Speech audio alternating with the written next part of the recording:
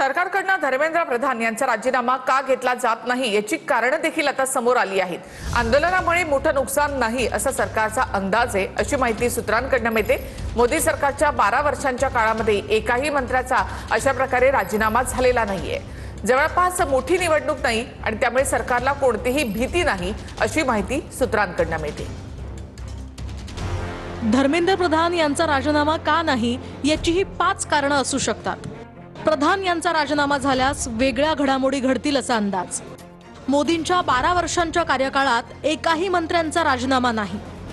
प्रधान केंद्रातील 7 प्रमुख मंत्र्यांपैकी एक आहेत। शिवाय मोदींसोबत ते 12 वर्षांपासून केंद्रात मंत्री आहेत। नजीकच्या काळात मोठी निवडणूक असल्यानं मागण्यांकडे दुर्लक्ष झालं असं राजकीय विश्लेषकांनी मत व्यक्त केलंय। शिवाय सीजेपीच्या आंदोलनामुळे मोठं नुकसान झालं नाही असं सरकारचं मत असण्याची शक्यता आहे आणि सीजेपीच्या आंदोलनामध्ये विश्वासार्हतेचा अभाव आहे असा सरकारला विश्वास असण्याची शक्यता आहे।